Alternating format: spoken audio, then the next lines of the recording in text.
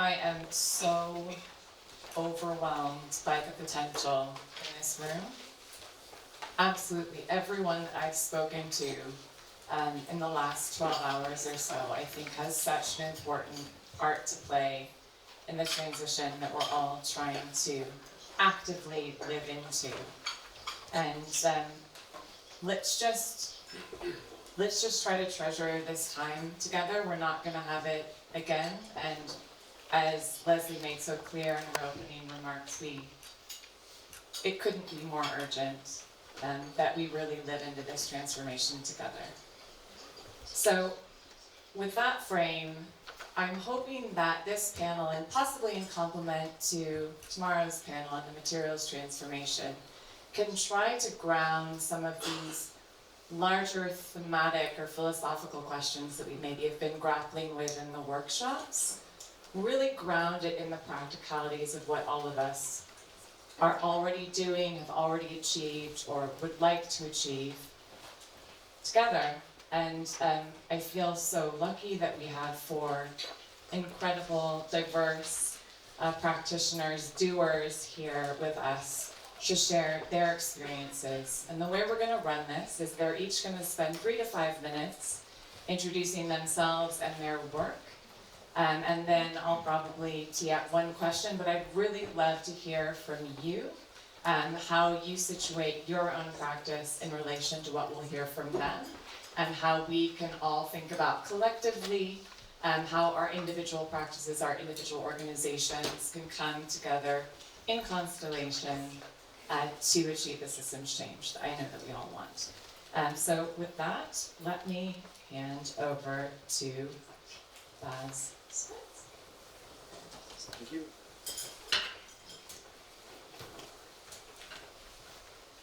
Hello, everybody. Oh, hello. When Alexander von Humboldt went to the Americas to explore nature there, he came back and made these amazing images where he combines graphics, but also all his measurements. And he would be interested in taking temperature, humidity, latitude, even the blueness of the sky, and understand what kind of vegetation grows in what kind of climate.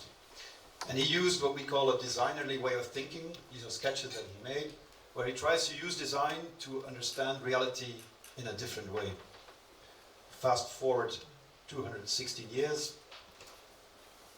and we're looking at a different graph, which also speaks about climate, and also speaks about biosphere, but about the urgency to do something about it.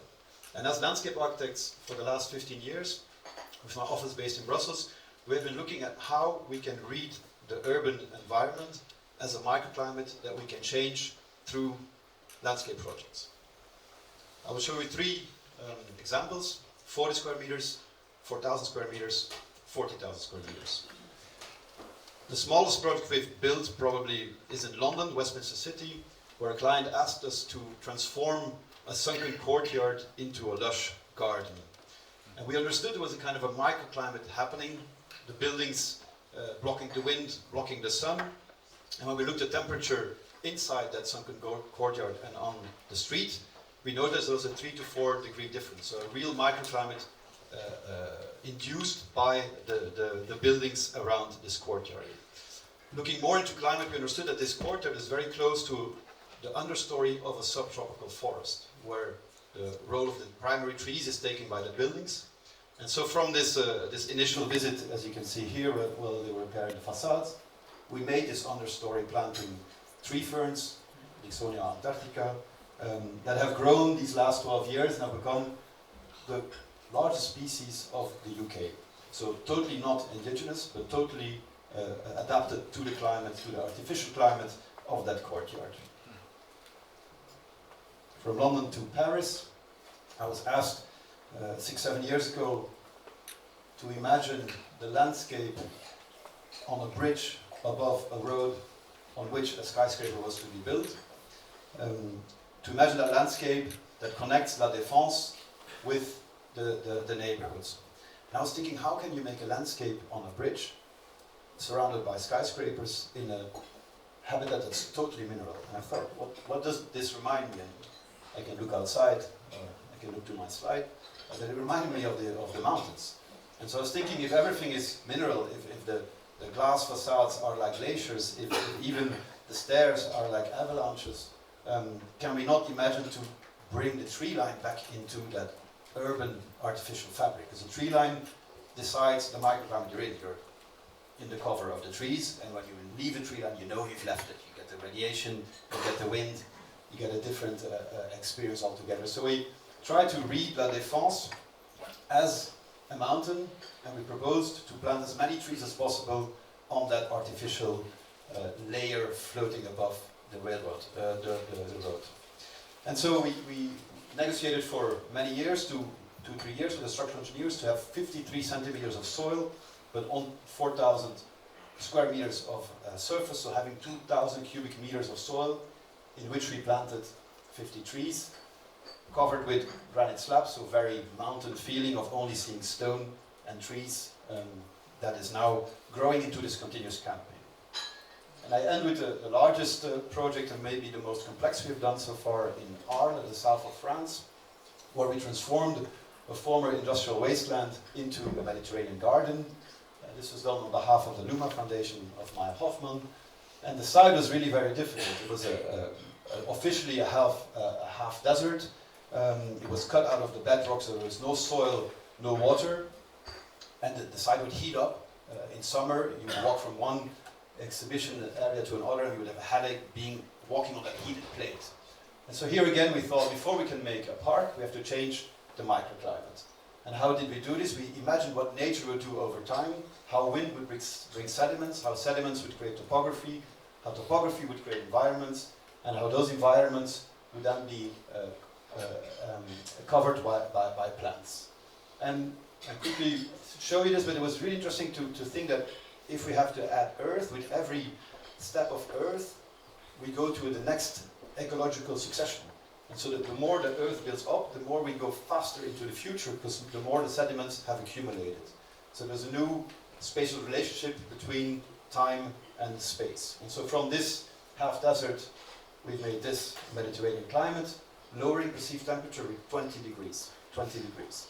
This was calculated by Transolar. I've been through this, but again, before, after, and 3 more slides to show how this landscape has become a climate-making machine. Thank you.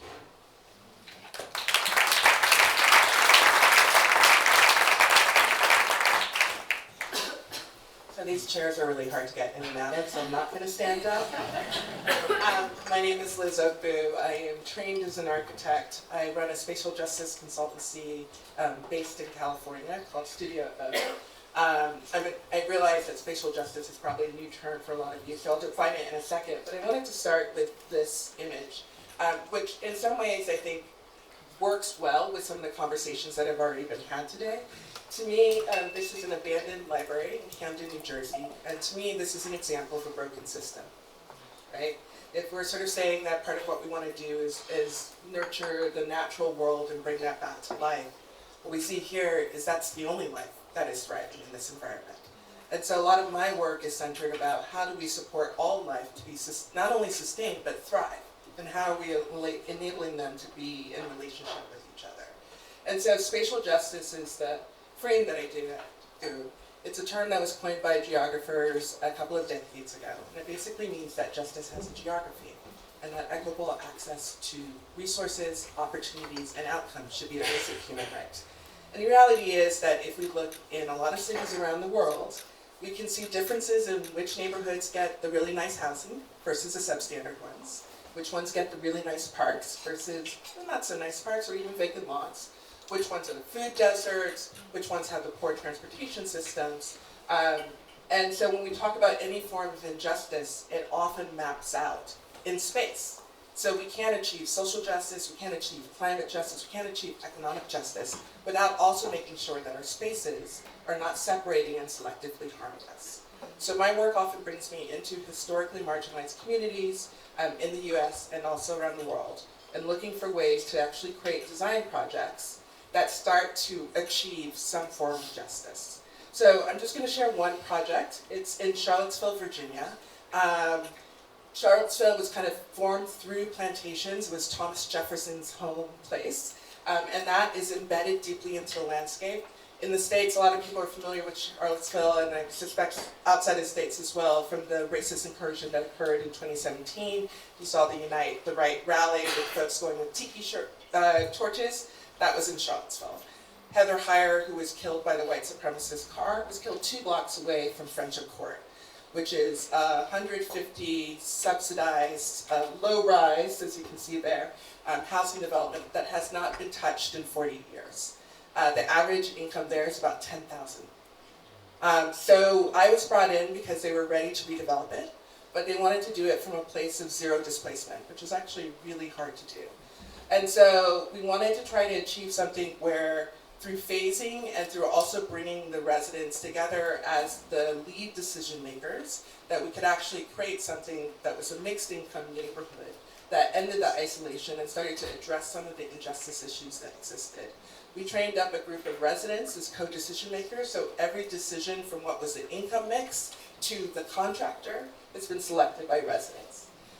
It is also going to be one of the first passive house affordable housing projects in the country.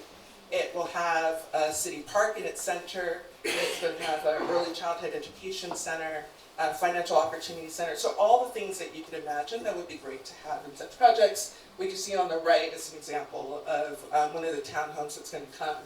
We're about to build into phase 1, which will be opening up soon.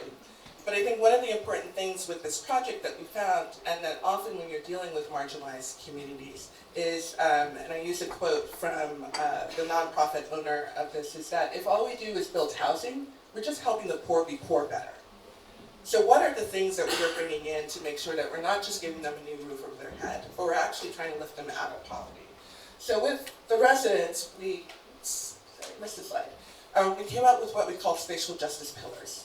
So using development, not having development be our goal, but using it as a leverage point, we tried to ask them what were the things that they actually wanted to see that would meaningfully allow them to have a thriving life. And so we came up with these 4 categories: shared power, generational wealth, healing and well-being, cultural belonging, and empathy. These are not normally things that people talk about as part of what you do in development. Normally just building the home is enough.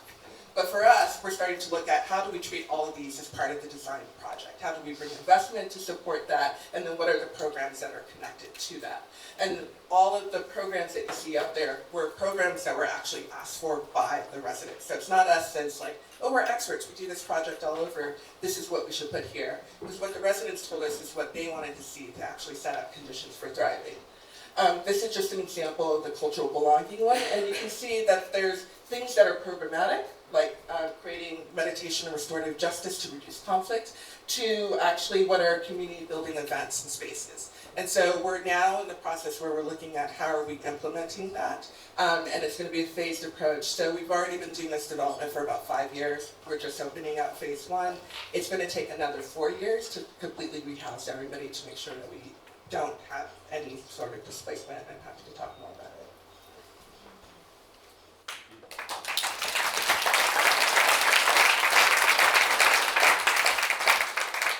So I'm Paul. I work for a multinational development company called Lendlease, listed on the Australian Stock Exchange. It's been committed to sustainability for many, many years.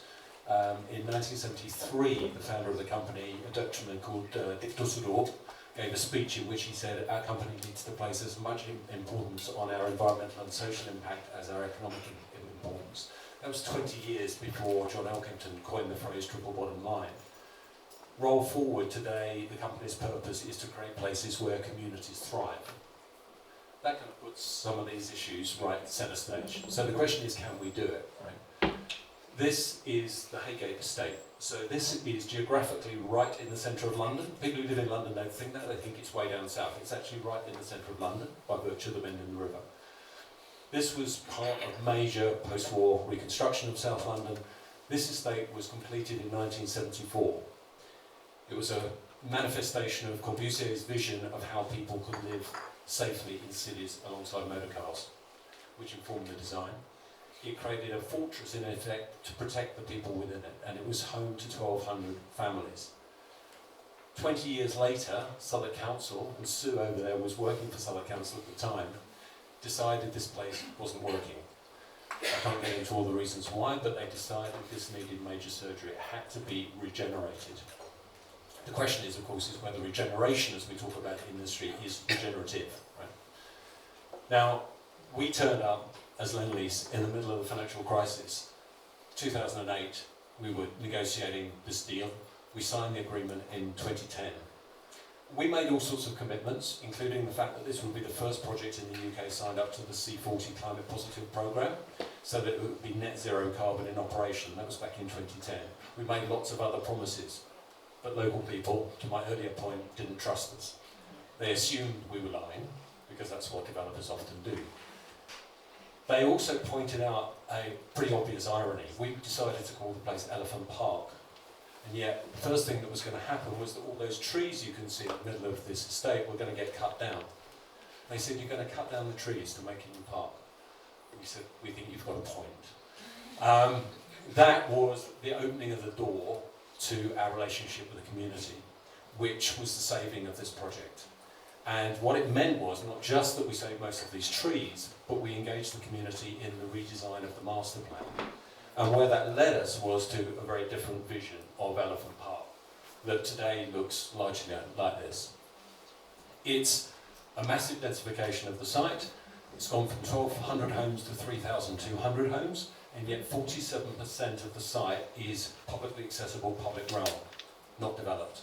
It's delivered net biodiversity, again, significantly.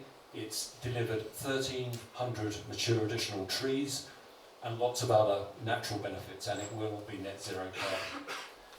But importantly, if you look at the living environment, this is a shot inside the Haygate estate, the former Haygate estate, where people were encouraged to use only raised walkways and underpasses, and were actually actively told not to use the street level. It created a pretty hostile environment. And what it looks like today is like this. You can see obviously the influence of trees in this particular regeneration. They have become the centrepiece of the new park, and as I say, there's a net increase in trees. They've also informed the architecture and the buildings. But critically, what it's done is it's turned this place from what was previously a housing estate and a roundabout into a place that people now love. I live there 4 days a week, and I love this place. It works as a place, and it's including the wider community. It's created 6,000 jobs. Nearly 1,900 of those have gone to local people. More than half of those were previously long-term unemployed. It's incubated local businesses, many of whom started in shipping containers in meanwhile uses in the early stages of development, but now moved into permanent premises with 50% reductions in their rents for the first 5 years to get them going. And I could go on, but I won't in the interest of time. Thank you.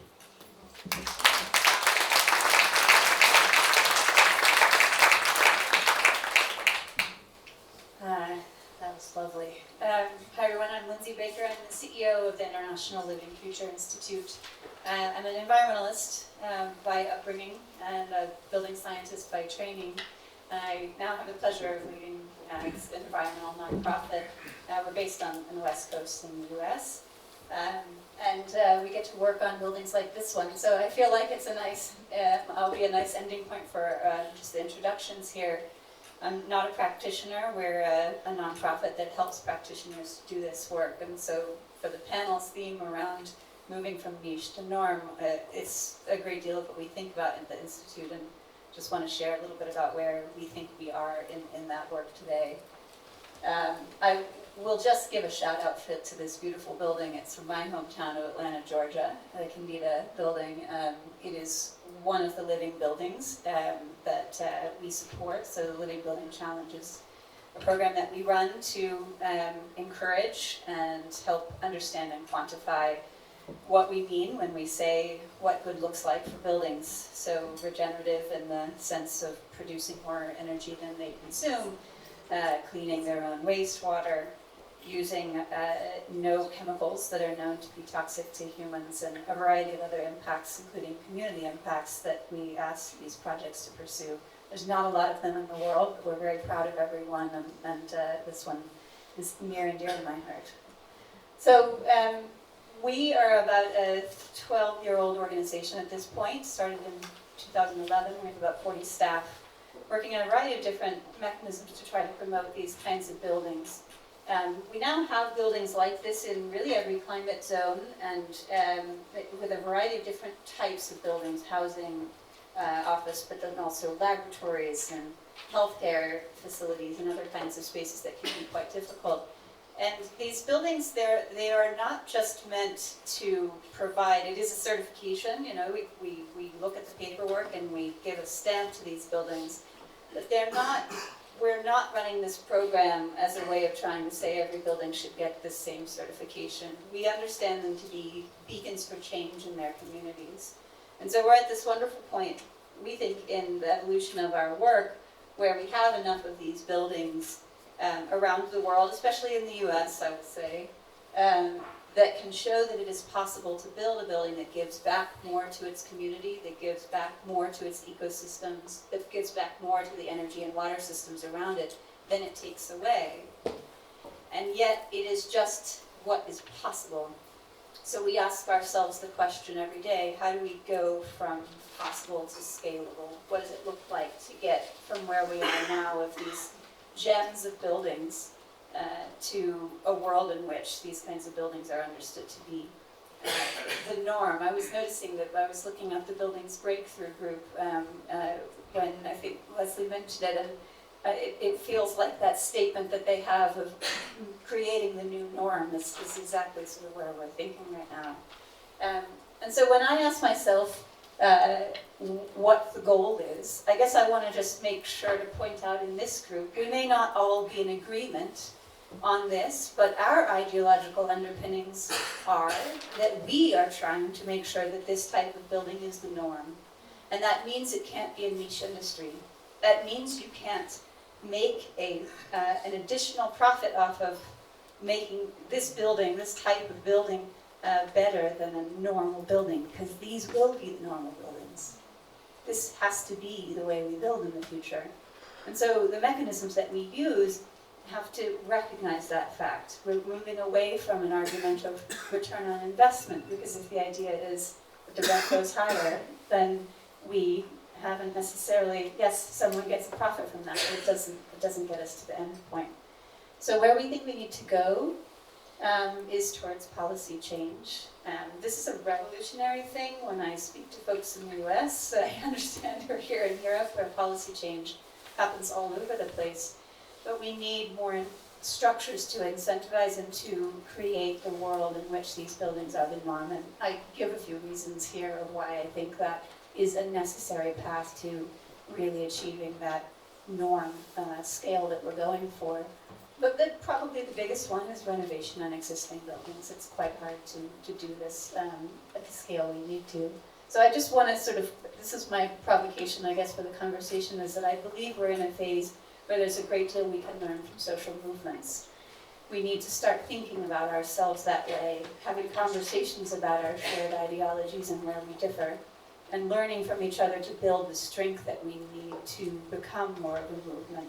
Right now, I think a lot of us imagine ourselves as a part of an industry, and I would suggest that there's a great deal of expansiveness in reconsidering our role and thinking about what it might feel like if not just our day jobs, but really the core of who we are as humans bring us together.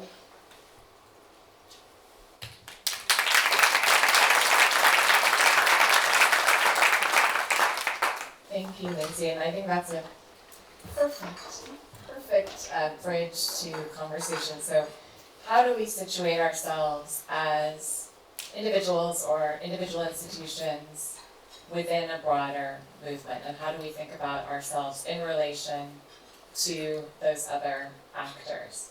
So I think the beauty is that all four of you have worn, you either wear multiple hats now or you have over the course of your careers, and I think that that positions you well to be able to speak about the different components that might pull together in this movement. And I'd love to ask everyone to reflect on that. You know, who are the key other actors that you interrelate with, that you feel you see a potential for this scaling, this movement creation? Where do you see the most potential what relationship would you most like to invest in to achieve this, if not scaling up, scaling out or across? I think that I'm happy you said the word movement. It's a word it's a lot in our minds these days. And to respond to your question, I started teaching this year with the idea to spread the knowledge because again, if all of us do good works, it's fine, but it's not enough. I totally agree with that. So I think there's the teaching component that's important to understand the new way of building, whether it's building or public space or any contribution to the built environment in which we live. As has been said this morning, it's the built environment that produces the most CO2. And at the same time, for example, in our project, it's also this idea of looking for a collective intelligence. The complexities of making those microclimates, in my case, need many people. It's not one office that does that. So it's really ecologists, hydrologists, pedologists that together, and the knowledge is there. And so I do believe we can make that change. I mean, we have obliged to believe that in light of what the IPCC is saying. And so we do need to create a movement fast with a collective intelligence, which is what this is all about, I think. So I think, I look at that in a couple of different scales. So at the scale of the project, I think I often don't position myself on the team as the designer. And that's largely because I apply the design thinking, but looking all across it. So how many of you have seen The Godfather? Yeah. You know the lawyer, the consigliere, who you tell everything? I'm the consigliere on the projects, right? I'm the one that everyone trusts. And I think a lot of that has to do with the fact that if we think about how do we move forward and how do we make change, people have to trust someone or something that it can be different. So I think in thinking about how do we move to, and I think movements are actually about trust. Like, I'm putting my trust in you that we can be in solidarity to fight for this change, because fighting for that change is a risk. So at the project level, I think that that's how that occurs. I also am very deliberate that I only take projects that can be models, because I feel that oftentimes when we have clients who are super risk averse, they don't want to be the first one to try a thing. And so I know that I've been able to get a particular place in the industry where I do get the clients who are willing to take the risk. And so part of what I try to do is produce stuff that can then allow other people to build on some of that work, whether it's done in talking about the work, whether I'm producing case studies, or like the Charlottesville project has produced now 2 different projects that are going forward. One is a social impact protocol for affordable housing, which we developed with some researchers at UVA. And then another one, reparations, is something that is being talked about a lot in the US, but a lot of times it's being talked from a transactional standpoint.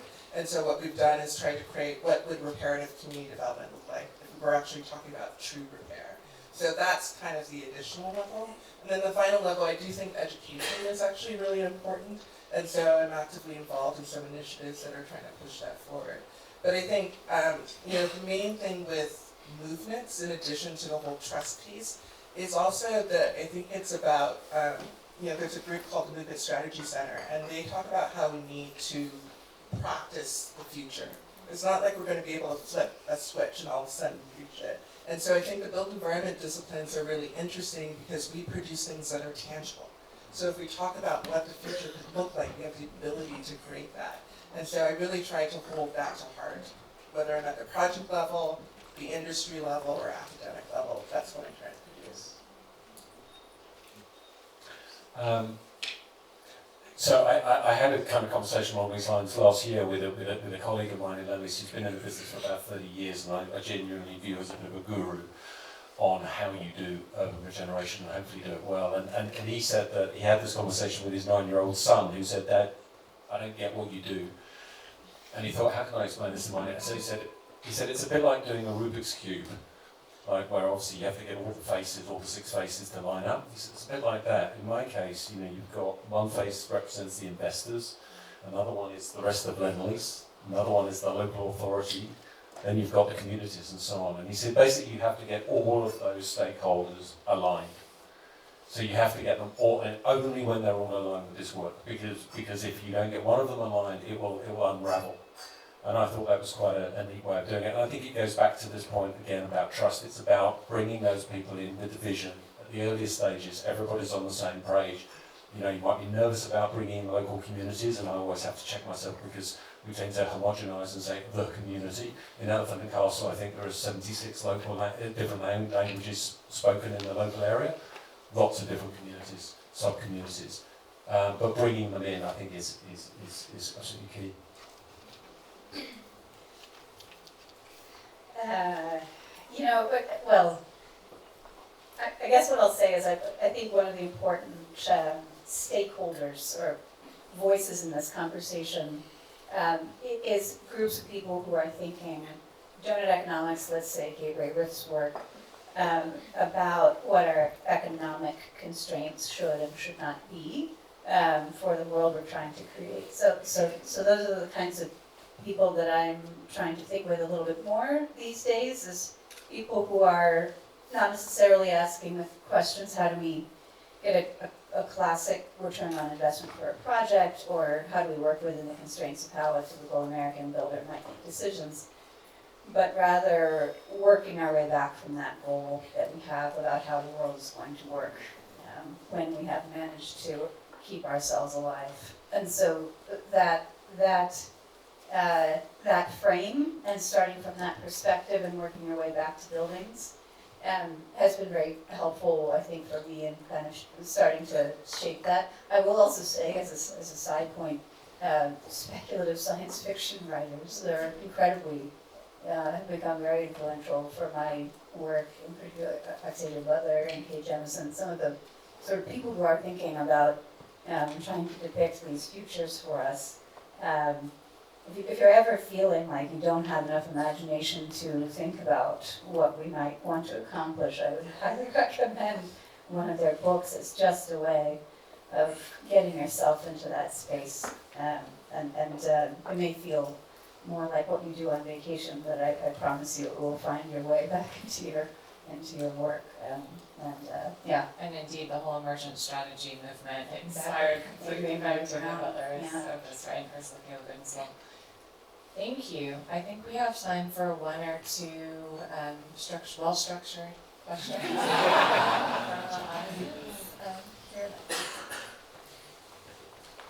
We're in short supplies. Thank you very much. Thank you for these presentations. I wanted to ask about how you all, or we all maybe in the room, are defining social value in our work, because it's been put to me that social, or as an industry, we are around 10 years behind on social where we are on climate, in the sense that we're actually getting quite aligned on what it means, to invest in a decarbonised building or portfolio. But on social, there's still many different frameworks, right? There's your framework which you presented is fantastic, and I love that you put displacement on the agenda because this is critical. I'm sure Lendlease have a different framework. Rasmus from Home Earth earlier showed us his framework, and they're all fantastic, but they all may or may not align with each other. So I'm just wondering, what does a kind of 1.5 degree Paris alignment look like on social, and how might we get that? Easy question.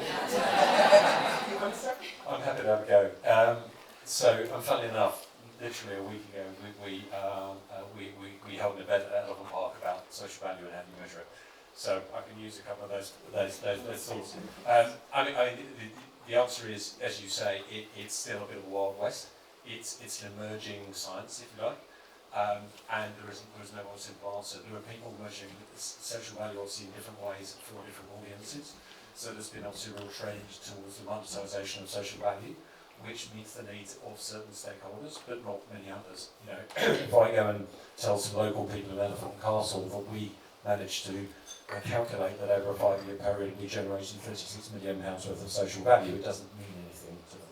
It might mean something to Southwark in relative terms, in terms of provision of public services and other things, which those proxies relate to, but it doesn't tell the person on the street anything very much.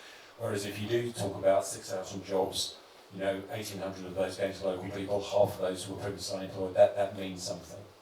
But I think to cut to your final point, your question, it's the big question for me is as I said, that project set out to be net zero, doesn't tackle embodied carbon, that's another whole conversation, obviously, that we're having. But just in the context of what does it look like through the lens of a just transition, one of the key things that happened in this particular case, for reasons I haven't got time to go into, was that many of the people who used to live in that estate no longer live in that estate. Most of them were rehoused elsewhere, only a handful of them came back. On the estate regenerations that Lendlease is working on now, it is the golden rule. All of those people must have a home that they can afford and enjoy in the new development. Right, that's a golden rule. You take them with you, you don't leave people behind. So that's another, I think, really important part of social value to them. I mean, I struggle with the social value question, in part because I think we're trying to bring it into a capitalist frame that I actually don't think was necessarily meant for all of us, right?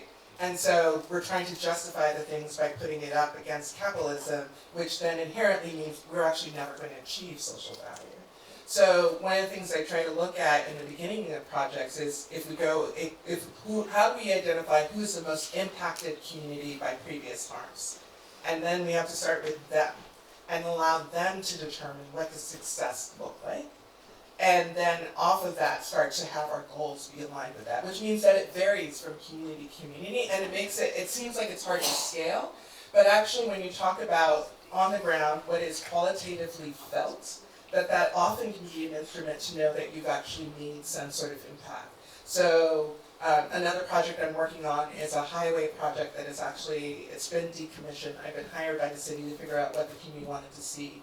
The history of that highway was it displaced a black neighborhood in the 70s. Where's that? In Akron, Ohio, thank you. And this is the first time in 50 years that folks, black, white, whatever, are talking about this and what happened. And so the value that is coming through is from the people who were displaced, identifying, well, what does success look like for them? And it's not a radical new development. They just wanted to have their stories honored. Very foremost, the fact that it wasn't acknowledged to them meant they were being dismissed. And so what has been happening in the town now is that we've created an oral history archive that got funded, and that is now creating this collective knowledge around what happened. They just landed $1 million federal grant. They were the only project in Ohio to get one, to be able to do a master plan process that was based on the success of the work that had been done so far. And so if we are going into value from monetary, right, that's a grant that the city would not have been in position to get prior to this work. But to the people on the ground, the value is, this is the first time we're talking about something that was super painful and meant something. And they feel connected to the city and connected to this piece of land in a different way. I know it makes it harder to do the apples to apples, but for me, I'm really curious about how do we push past what our traditional understanding, and I'm still figuring out what does it mean to understand that value. But I think we have to be willing to go past the kind of monetary piece, because I think it locks us into a cycle that doesn't allow us to see this future that we're all saying that we want to try and achieve. Yeah, if I could just quickly add on to that, I want to say that I am a recovering quantifier. I started my career working on LEED when it was first getting developed, and I did a bunch of research on understanding the productivity impacts, i.e. monetization of healthy buildings. And I find myself now looking back on the past 20 years of that work and realizing how much of it was in the constraints of believing that we could only change our world if we could show that the change we wanted to achieve was profitable. And that constraint is unnecessary and was resulting from my own education, right? I mean, speaking to the sort of power of education here, how can we make sure that we're educating people not to believe that that is a constraint that is necessary? I'm not saying that it's going to be always, that the things will happen against sort of, making a profit, but we really have to remind ourselves, and I will be there to express all of the pitfalls and all of the follies that have happened when we tried to quantify something, and in doing so, lost our value for it on a deeper cultural level. And so I do think some of these things will probably be quantified more, and monetized in some way.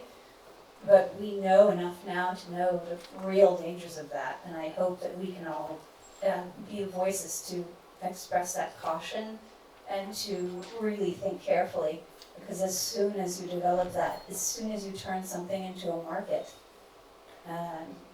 you can really risk losing it entirely. Okay, a quick response from Baz, and then we'll have time for one more audience question. The question reminds me of Bruno Latour's writing, where he combines the social crisis with the environmental crisis, the inequality crisis, and I think that needs to be tackled as a whole. So it's not bringing it up to the level of the crisis response, but just seeing it as a joint response. And for example, when we work with the students from Harvard on New York City, we reach out to the Department of the Mayor, and I found out they have an department called Social and Environmental Justice. And I thought it was very smart to have a department tackling both of them, which I've never seen that in Europe, where we have officials taking on climate, but climate and social justice at the same time. I think it's really necessary for the development of the cities.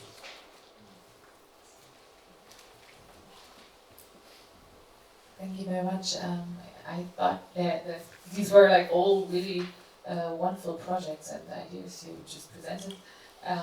Thank you for all your effort. I was wondering how you're scaling up your ideas by, I mean, you do all these great projects, and how do we get this to the mass? How do we get there? How do we, what are you doing for actually showing everyone what you did and how they can actually repeat it or do it even better? And what are you doing for that? Are you opening up your plans, your structures, your ideas? Are you showing it to people, like not only at a conference like this, but what are you doing for this? Can I start by citing Sarah's book, maybe, if people are not familiar with the book she wrote? With totally planted that. I think Sarah said something really important in the book about practitioners and the role of sort of iteration on projects, that you may, as a practitioner, not have the ability to spend all of your time going out and sharing your projects with the world, or even doing policy implementation, but you can iterate on an idea over time in your practice and share that through education with your colleagues. I hope I'm not sort of bastardizing that too much as an idea.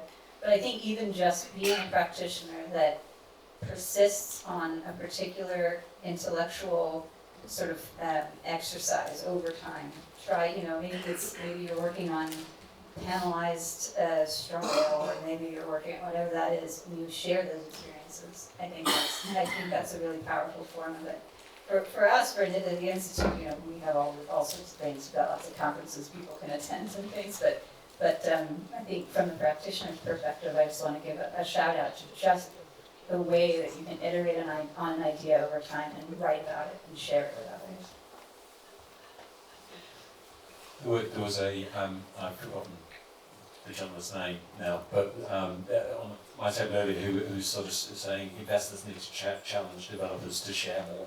And it almost should be a precondition of investment in them that they share all the good stuff that they do, so that we get this sort of systemic kind of raising of the bar. And I think that's a very good point, and I think that would be a good thing for investors to do.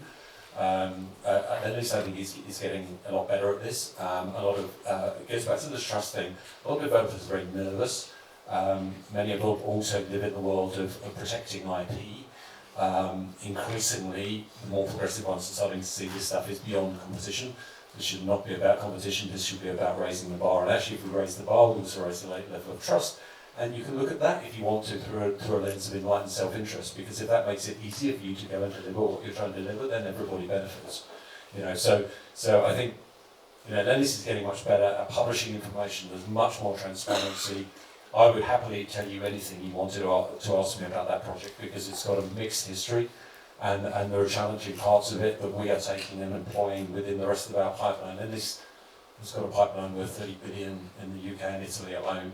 There's lots of projects where we've been applying lots of lessons learned.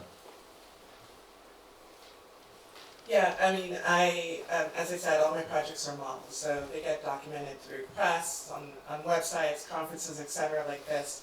I'm also heavily involved in academia. The two offshoot projects that I mentioned from the French Court project where there was a protocol that was created, it was in part because we were like, not everybody's going to get a superstar team like what we got to be able to do this work. So how do we create something that other people could be able to look at? And we got delayed by the pandemic, but hopefully it will be released in the next year. And then the other thing I want to just also speak to in scaling, like I think it's not just, I think we're all prone to thinking, how do we scale things nationally or globally, but there's also power of scaling within a city. So what's been really interesting in a lot of my projects is that we try to make sure we're making connections with other groups that are working in other neighborhoods throughout the city, and almost become a little bit of a virus within the city. You can see different ways of doing things. We bring you in, we talk about how the ideas are done, you participate in some of the engagement stuff, so that within the city, it's not just this one project that is feeling like it has changed. There's a springboard of other projects that are happening, so that it actually creates this momentum locally, and that people, like community groups in particular, can see this and start to advocate for themselves. Like I'm very open about making sure that community members can see this, because I want them to have the power in the process. I think it's also important that like we basically put ourselves out of jobs, right? Because I think it's really important that community members be able to speak and advocate for their spaces as much as those of us who've been trained around it. So I just want to also speak to that as a form of like scale. There is a difficulty as a designer.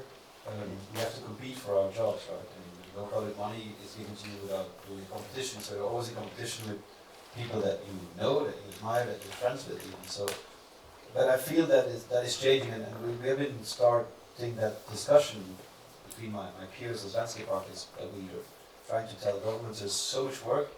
Let's not compete, but let's do it.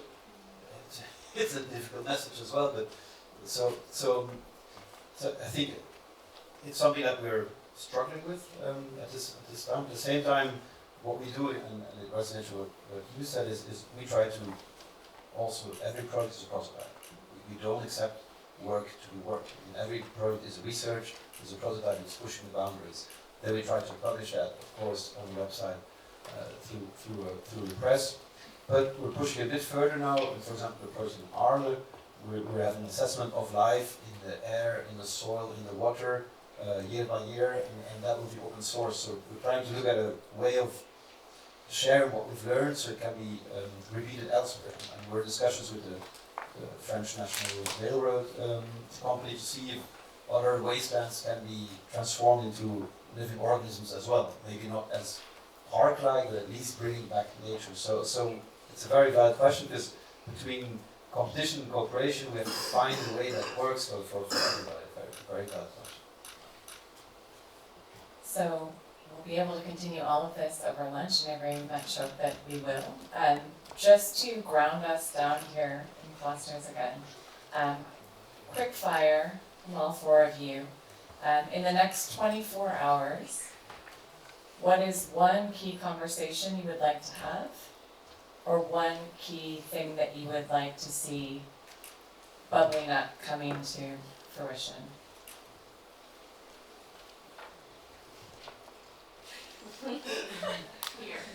Here, with these people. I'm happy to get a way of thinking. So lots of things have already inspired me. One of the things that really stands out for me this morning though was Rasmus, and what he's doing with Whole Earth, and taking that to another level in terms of an investment model that takes into account a much more holistic view of developing places within poetry limits and to meet people's basic, human needs, and this piece about how do we bring all the actors into that conversation, including the investors, from the beginning, is something I'd like to explore.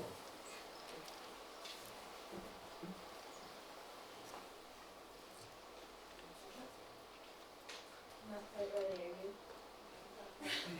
you? I'll pretend I'm ready. No, I was really inspired also by the talks today. What Bill Reed showed his scheme or the graphic of what regeneration meant. that spoke to me, of course. In our project, we're trying to make living organisms that are almost independent, so we push it, but it needs to live by itself. And I'd love to speak about that more with developers. So I do believe what we do is not a decoration to a building, but it's an essential part of it. And I've heard the word systemic approach, a system approach a lot, and I think that really needs to be pushed to the next level. So I'm happy to speak about that with anyone.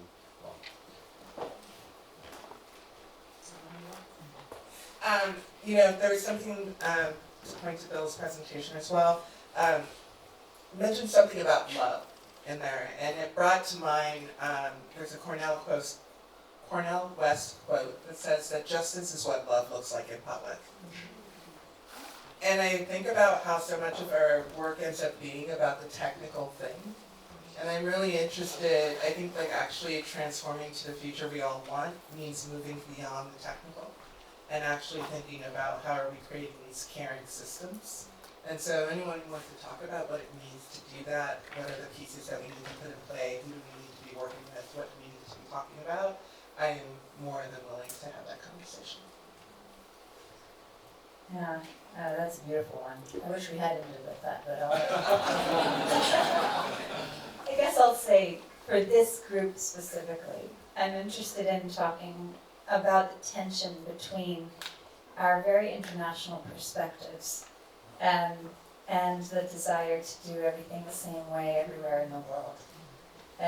So, we tend to want like that single thing that makes it all easy if you're a big international company. Lendlease, for example, it would be great if every building regulation in the world was the same, right? And yet imagine everything we would lose that way.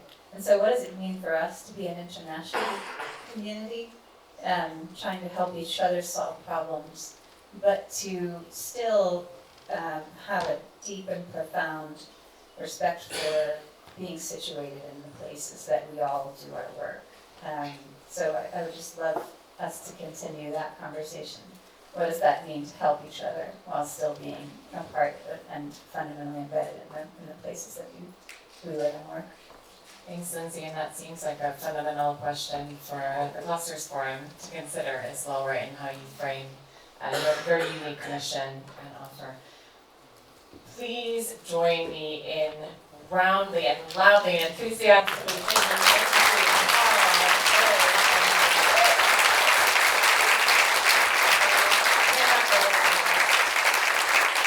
That's brilliant, Sarah and panel. Thank you ever so much.